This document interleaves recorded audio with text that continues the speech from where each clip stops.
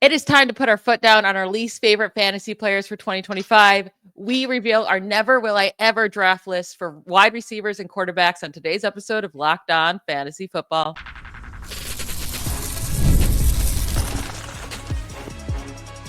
You are Locked On Fantasy, your daily NFL fantasy podcast.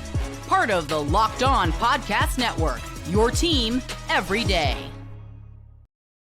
Welcome into the Locked On Fantasy Football Podcast. Thank you for making us your first listen every day. I'm one of your co-hosts, Michelle Magdziuk, and when I'm not doing this, I'm a researcher and fantasy analyst with NFL Network. And I'm your other co-host, Vinnie Iyer. When I'm not doing this, I'm writing about NFL fantasy and betting for sportingnews.com. Today's episode is brought to you by FanDuel. Football season is around the corner. Visit the FanDuel app today and start planning your future bets now. Today, we are going to do the opposite of what we've done the last couple episodes. So the last couple of days, we've given you our ride or die players. Guys, we are going all in on. We're staking our reputation on them, and we truly believe they're just going to have a fantastic fantasy season.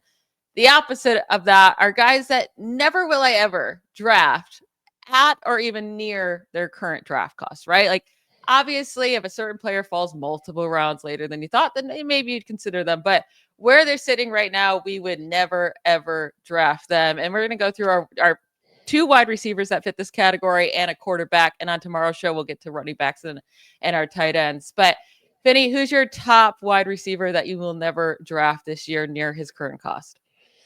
Yeah, it's a guy that has been a major fantasy producer on two teams, the Chiefs and the Dolphins, but he's getting a little older. There's some upside guys I'd rather have around there.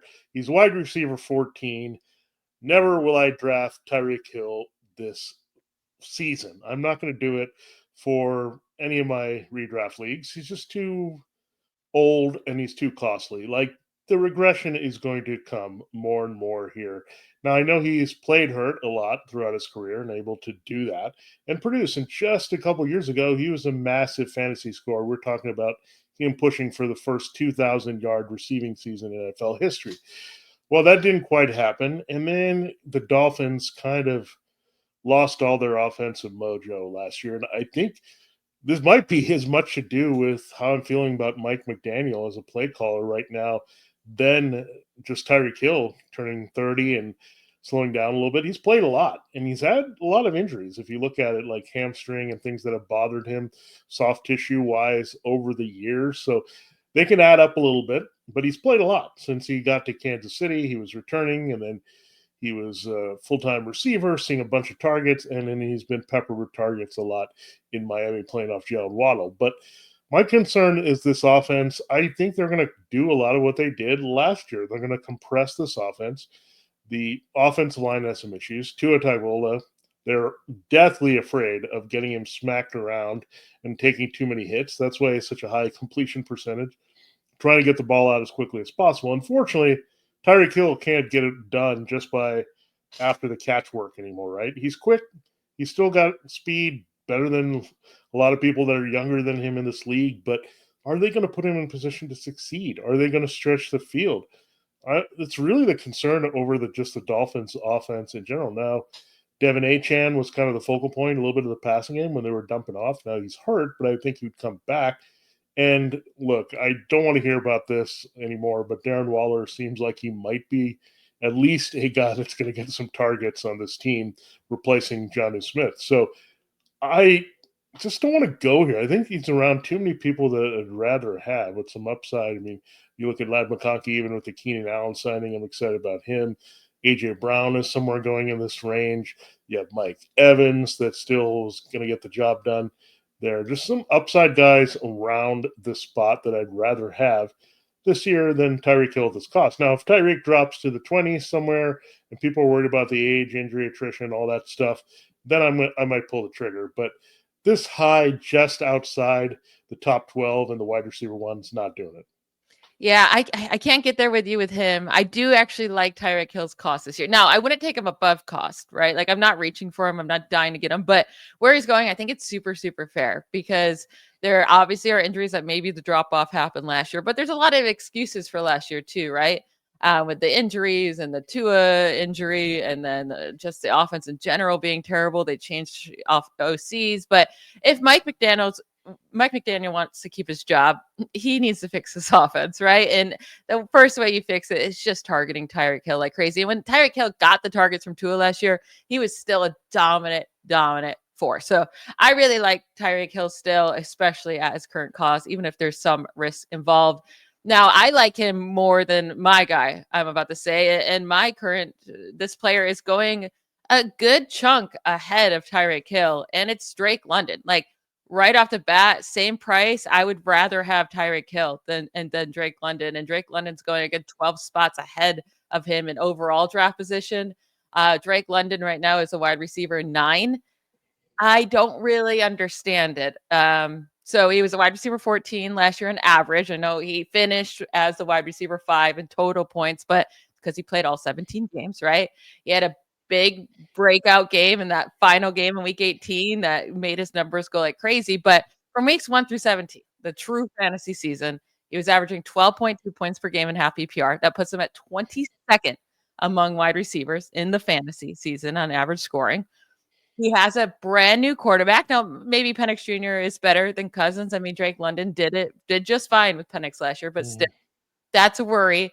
And he was a top 10. Again, he's going top 10 wide receivers, wide receiver 9. He was a top 10 fantasy wide receiver just 2 times in the fantasy season last year from weeks 1 through 17. Like, I can't get on board with this cost when we mentioned like there's guys that have the same ceiling, I guess, and way more upside than Drake London going after him and AJ Brown and Lad McConkey and Tyreek Hill and Jackson Smith-Njigba. Even T. Higgins as the wide receiver 2 on his team, I still think he has more upside than Drake London. But even you get further, like what's the difference between Mike Evans and Drake London? And he's going 30 picks later. Like take Mike Evans or DJ Moore, DK Metcalf, or Cortland Sutton, like these guys that are planning to be wide receiver 1s for their team too. I just don't see all that big of a difference in these guys. Like from weeks 1 through 17, Garrett Wilson and Drake London were scoring the same amount of points per game. Lad McConkey, JSN, Jamison Williams, Devonta Smith, Jordan Addison, Terry McLaurin, all ahead of Drake London by a decent margin. So I can't get on board with London's cost. Yeah, I simply do not get it. There's some people that love London. It could be just for the offensive skill set he was surprisingly still. It kind of still boggles my mind that he was the first wide receiver drafted in his class that was loaded with Garrett Wilson and Chris Olave and all those guys. So it's still surprising to me. I mean, he had a pretty good career at USC. I think a lot of it is the spot size and speed. He's got some speed, but his red zone ability is pretty well known with his frame and all that. So I think there's some pieces you like, and Drake London is just that tantalizing receiver just because of his size and potential hands to really put up some numbers. But again, how much do you really want to buy that high in the Falcons offense there, where there's so many other offenses that you can invest in the past game, so many other proven quarterbacks you can also look at that you go after instead of Michael Penix. I don't think Penix is totally going to fall flat. He's probably going to score higher than his deep QB2 cost, but that doesn't necessarily mean Drake London is going to just rack up all the points. I think I see it more spreading around, Darnell Mooney being involved, some of these other receivers being involved. And again, Drake London's just too expensive. And again, the numbers are very deceptive. Keep this in mind over and over again. One game, and we keep looking at it. We talked about Bo Nix having the same thing. One game, look at the whole body of work, where he finished, look at the consistency. I don't think it's there with Drake London. So I'm okay, not taking him, Tyreek Hill. There's just so many guys in that range that I'd rather have than maybe an overrated guy and maybe an older guy. And that's my point here. That was your point with London here. So we'll look at 2 more receivers, and there's different reasons I think we'll explain while we're staying away from these other receivers that are a little bit further down the board at wide receiver 3. We'll get into those after we hear from one of our fine sponsors. All right, this episode of Locked On Fantasy Football is brought to you by FanDuel. Circle your calendars now. August 26th is finally FanDuel Futures Day, a brand new holiday for football fans who live for bold predictions and preseason hunches. For just 24 hours, FanDuel is giving you deals on NFL season predictions. So whether you're calling your MVP, eyeing a long shot division winner, or ready to crown your Super Bowl 60 champ before week one even kicks off, this is your moment. So again, we might like Jaden Daniels to have a big year after his rookie breakout in fantasy. He might have the numbers to win the MVP, much like we've seen with Lamar Jackson. Is there somebody who's going to challenge the Eagles and stop their repeat for the Super Bowl? There's all kinds of things you can look at, as well as division winners where you can parlay your favorite dark horses. It's a lot of fun. Only on FanDuel. Visit the FanDuel app today and start planning your futures bets now, because Futures Day is only one day and one day only. FanDuel, play your game. All right, Michelle, it is time to reveal our other wide receiver for each of us that we're not banging the table for. We're avoiding. We're never have I ever. We're whatever. Bust guy that we don't want to touch on our drafts for our rosters. Who's your number 2 wide receiver? It has to be Zay Flowers. Again, just another guy that I just would never even consider. I mean, I guess that's what the show is, right? Never would I ever consider drafting them. He would have to drop so far for me to even consider it. And Zay Flowers right now is wide receiver 26, average draft position on Fantasy Pros. It's just, last year, I mean, in games that he didn't get massive target volume. So like in any game, he had less than 8 targets. That was 10 games, more than half the season. He averages 7.6 fantasy points per game. He had fewer than 9 points in 10 games, fewer than 6 points in 6 games. And again, like he's going as wide receiver 26, and he was a top 30 wide receiver just 6 times last year. That doesn't make sense to me. He didn't even crack the top 22 in any week after week 9. Like Mark Andrews is going to be there to steal a bunch of targets and receptions. Rashad Bateman, DeAndre Hopkins now is also there. Like, I think all these guys just kind of hurt each other because Lamar Jackson is more than willing to spread the ball around. But Rashad Bateman had as many games with 10 plus fantasy points as Zay Flowers last year. I mean, Bateman and Flowers aren't going anywhere near each other. You get Bateman way later. And I don't think that the floor or the ceiling is that different on these guys. Like if you told me this year that Bateman leads the team in targets, I'm not going to be shocked over Flowers. And Flowers is going around guys like Xavier Worthy and Teteroa McMillan and Jameson Williams and George Pickens and Calvin Ridley, Travis Hunter, Jerry Jeudy, all guys easily. I'm taking over Zay Flowers. Like I see him in this group and there's never a moment that I would even consider taking him. So I'm completely out on Zay Flowers. Yeah, it might seem like Zay Flowers is a bit of our low-hanging fruit because the fruit is a flower, whatever. But we look at Zay Flowers, he just is not interesting, right? There's just not a lot there. He's not a big-time scorer.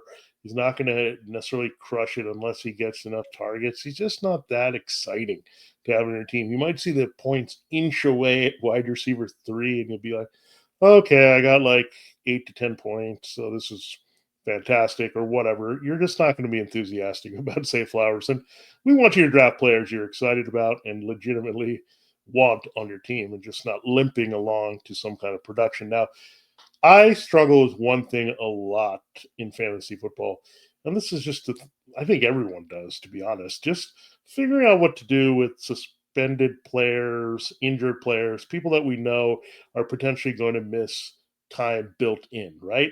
How do you hedge your bets? When do you take them? So that's the thing I'm having trouble with Rashee Rice. I mean, he's consistently going as a upside wide receiver 3, right next to his teammate Xavier Worthy, his 1 year younger teammate Worthy. So I just wonder, like, what we're going to get with the discipline for Rice, how he's going to respond after a lost season to injury. How is he going to be used? Is he now the second fiddle to Xavier Worthy? Then he's got to, of course, fight for targets with Travis Kelce. Kelsey's still going to eat up a lot of targets, even though we're fading him among the tight end ones. So how is this going to play out here with Rice? Again, we have Rice's impressive early season before he got hurt. Then we have what Worthy did in the Super Bowl. So the recency bias would lead us toward Worthy, right? But I think just the suspension and the durability and some concerns there. I think Rashee Rice is more what they need in the Juju Smith-Schuster big slot type of vein But Xavier Worthy, to me, more profiles. Again, he's the higher draft pick as a guy that's going to be the outside, be that classic field stretching receiver and big play guy for Patrick Mahomes. So I don't necessarily feel that way about Rice getting the necessary work, especially because the last time he produced, Michelle, there was no Worthy to worry about. Now he gets a Worthy who's got a lot of confidence from the Super Bowl going in here. Again, the team likes him as well. So I just can't go there knowing that there's a high likelihood he misses some significant time early. This actually makes me want Worthy more because he might have some games without Rice. So I don't know. I just can't go here because, again, I don't like that misproduction right away. He's going to be too costly for me to kind of stash him as well. Yeah, the biggest issue is like, okay, you get him for the first handful of weeks, right? Maybe you get him for the first 4 or 5 weeks before the suspension comes down. If it's that 8-week suspension, or it could go up to 10, right? Then are you going to hold on to him on your bench, especially if you play in a league with 4 or 5 bench players? Like, especially mid-season, that those bench spots become so much harder to hold, because when he's on suspension, you're not going to be able to put him in IR unless your league allows that. I mean, look into that. If your league does allow suspended players to be on IR, I would be a little bit more open to drafting him. But you just have no idea how long he's going to be out for. And when he comes back finally, like, are they going to just put him right back into the offense and target him like crazy, right? Like, that's a huge span of your season for this team that you've been working with other players and having a different game plan. And if that game plan is working, they're not going to just change it all again because Rashee Rice is back. And then also, if they plan to be missing him for a big chunk of the season, do they even want to make him the focal point to start the year, right? Because that's not what their primary focus will be on for the offense that year. I do think we're putting a little bit too much weight on just 3 games last year, right? That's all we got from him. And it was 3 really good games, but at the same point, I mean, 13.8 fantasy points, 16 fantasy points. Those are really good games, but they're not like destroying your team, like your league mates, right? And then that week 3 game, what he left us with, because afterwards he got hurt and was done for the year. That was the huge game with 14 targets. It got 110 yards and a touchdown in that 23-point game. But it's also, again, like 14 targets, 110 yards. He still needed so many targets and receptions to get that 100 yards, right? So I do think maybe we're over evaluating him. And also at that same time, Xavier Worthy hadn't come on hot yet. He was just beginning his NFL career. So I am with you. Like, even if Rashee Rice, like, he has to miss 4 games and that's it, which I think is highly unlikely, I still don't think he's worth that risk of that range he's going in.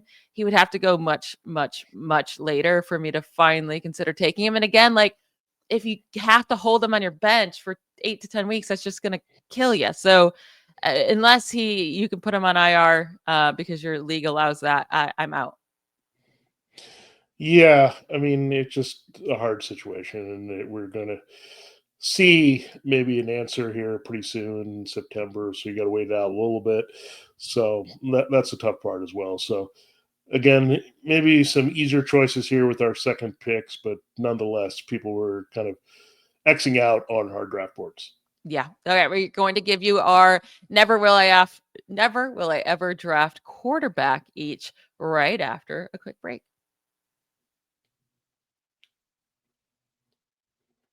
Have you ever checked your bank account and wondered, where did all my money go? Between dining out, online shopping, and entertainment, it's easy to lose track. That's where Monarch Money comes in, your personal CFO, giving you full visibility and control over your finances. Monarch Money isn't just a budgeting app, it's a complete financial command center. You can track all of your accounts, investments, and spending in one place, so you stop just managing your money and start building wealth. When I started using Monarch, I realized just how much I was spending on food delivery. Now I budget much smarter and save a lot more. Plus, managing money with my partner is smoother than ever. I can track shared and personal accounts, set goals, and stay on the same page without the stress. Take control of the finances with Monarch Money. Use code LOCKEDONNFL at monarchmoney.com for 50% off your first year. That's monarchmoney.com, code LOCKEDONNFL for half off your first year. All right, Vinny, let's finish up today's episode by giving our never will I ever draft quarterback for this season. Who is your guy? Yeah, there's been a lot of talk in previous years about the running back dead zone, guys that you don't have too much interest in or whatever. And that hasn't always turned out to be true because that's a position of plenty. But running back is a lot different than quarterback. When there's a dead zone at quarterback, you can just avoid that because if you're only starting one in your league and you just need one and a backup streamer or somebody played during the bye weeks, then you don't need to invest too much in that. So it's easier to skip and gloss over those picks. And my guy is right in there, and your guys will be as well. Kyler Murray, he's at QB9 still. Like it's almost like he's been just locked in at QB9 since the end of last year. Like I haven't seen him move up or move down. It's kind of right near, not that far off from where he scored last year. I think we look at Kyler Murray again. The running is there, but again, for a guy that's advertised as a cheat code, he doesn't do the running that I'm looking for as much, right? I mean, 500 yards is fine, right? But there's a lot of guys who can throw down 500 yards. I mean, just a few years ago, Daniel Jones had 700 for the Giants. So anybody can get to 500, especially a guy with the running ability of Murray. I mean, that's almost a disappointment when he can just take off and get 60 to 70 yards per game if they let him do it. That's a real disappointment. You're talking about more, if you look at 500, that's, I mean, looking over a course of 17 games, that's a little bit right there, 30 yards per game, right? That's not a lot for a quote running quarterback. And he's also a guy that's a bit, I'll say he's confident. I don't want to call him arrogant, but he's a really smart guy and he really believes in his abilities. So he wants to be known as a passer who's executing downfield and doing all that and just throw, right? He wants to be known for passing, where Lamar Jackson, James Daniels kind of said, hey, if we can run, or Jalen Hurts, like, we're going to use that in some key situations. Where Kyler Murray is more reluctant. He's a littler guy as well, so he doesn't finish as well in the red zone. So, again, you're not getting the true cheat code quarterback. You're also getting a guy that's really a question mark passing, right? We can look at Marvin Harrison Jr.'s season last year and say, okay, that was a bit of his growing pains, but also wasn't a great year for Kyler Murray all around pushing the ball. And like this might be his last chance. I know he's got a recent contract extension, but the Cardinals, like if they don't start seeing the ceiling, and remember, this is a number one overall pick from 2019.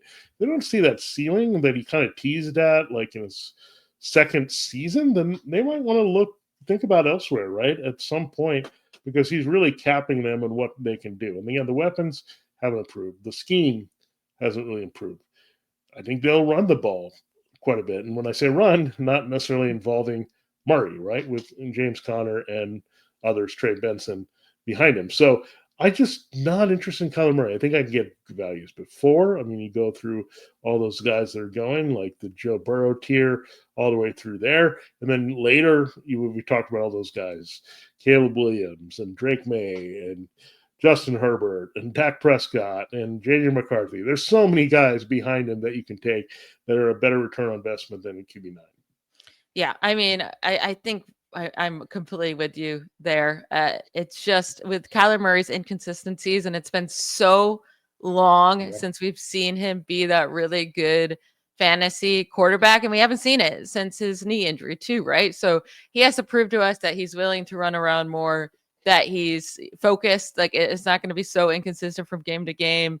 And I really am just waiting for them to move on from their OC as well and get a better play caller in there too. So I'm with you with Kyler Murray. Now, we're both lower on this guy too, but I have been just a hater on him apparently this offseason and the last two off seasons. Not a hater on his actual abilities, just a hater on his fantasy scores. And that's Patrick Mahomes, of course. Quarterback 6. Never will I ever even think about drafting Patrick Mahomes, even top 10 quarterback. Like, so he is just beyond, like, his price just makes no sense at all. He's only behind Josh Allen, Lamar Jackson, Jaden Daniels, Jalen Hurts, and Joe Burrow in quarterback cost. He's going a good 15 spots of Baker Mayfield, who's quarterback 7, which that doesn't make any sense to me, with after Baker's year last year and all the weapons he's going to have around him, even though a lot of them keep going down with injury, but that's besides the point. But with Mahomes, he's quarterback 12 overall last year, quarterback 14 in 2023. Gone are the days when he had Tyreek Hill to throw deep to, and that they were just taking deep shots all the time, and his defense wasn't that great. And they had to lean on him to just score so much to win the games. And also gone are the times where Travis Kelce's giving you double-digit touchdowns a year, right? Too, like with his older age. Rashee Rice, we brought up, we expect him to be suspended for quite a while. So again, I just don't think they're going to lean all that much on this passing game. They're have a really good defense still. There's no reason for that to change. And they're going to lean on just those little short dump off passes that Mahomes keeps doing the last couple of years, which in return, and the run game, and in return just does not lead to a lot of fantasy points because they never really need that from him. Over the last 2 seasons, he is the quarterback 12 in average scoring. He has just 8 games with over 20 fantasy points over the last 2 seasons. That's as many. That's the same amount of games as Tua, as Justin Fields. Dak Prescott and Geno Smith both have more than him. Kyler Murray has 3 more games with 20 plus points than Patrick Mahomes over the last 2 years. Like, it's not even, doesn't make sense at all when you're comparing him to the top guys that he's going after. Josh Allen has 23 games with 20 plus fantasy points over the last 2 years. Lamar Jackson, 22 games. Again, Patrick Mahomes is sitting at 8. And it's not even just that he's not hitting that 20 plus point game status. Like, he has had 17 or fewer points in 66% of his games over the last 2 seasons, over these last 32 games. I don't get the cost for him. Yes, of course, if they lean on him like crazy and he has to throw 600 times, he'll be great. I just don't see that being the case. Yeah, I think there's a lot of volatility involved in this pick, but I just don't see locking him into 6. It doesn't make a lot of sense to me at all.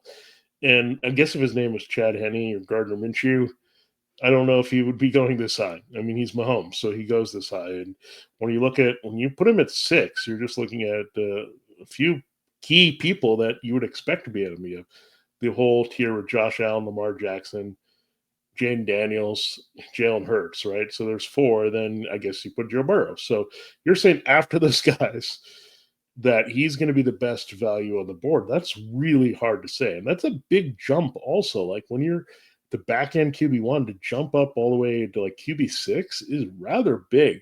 And he needs a lot of things to align. He needs Rashee Rice to be healthy and very productive, pick up where he left off after the injury. He needs Xavier Worthy to show more than just flashes as a big threat, big play threat. He needs Travis Kelce to turn back the clock a little bit and to do that. So there's all these elements that they could all come together, right? Worthy, Kelce, and Rice could form his best kind of receiving group that he's had since he had Tyreek Hill and Kelce together. So that could happen. But again, are the numbers going to be there? Are the prolific passing attempts going to be there if the Chiefs are winning more of these grindy games with their defense and just getting enough from the running game? So that is my biggest concern here there with Patrick Mahomes is just, can he get the volume? Are there going to be the consistent weapons?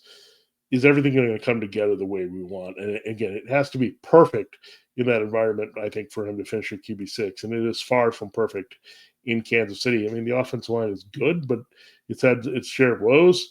The running game is not always there to support Mahomes, and it's not going to just translate to Mahomes, okay, throw in 10, 15 more times per game. That's not how the Chiefs are going to operate, because there's going to be some games where they just roll over opponents per usual. So, again, I just don't get it at all. Again, I think the name and the reality version of this quarterback have a lot more to do with where Patrick Mahomes is ranked. It's so much about the name. It's like, well, Patrick Mahomes can't still be sitting there because he's the best quarterback in the league. And just because you're an amazing quarterback in the league doesn't mean you're a top tier fantasy quarterback. So just keep that in mind. But that will be it for today's episode. I want to thank you all for making Locked On Fantasy Football your first listen every day. We'll be back tomorrow to give you our list of running backs and tight ends that we are never drafting for this season. We'll talk to you then. Bye, y'all.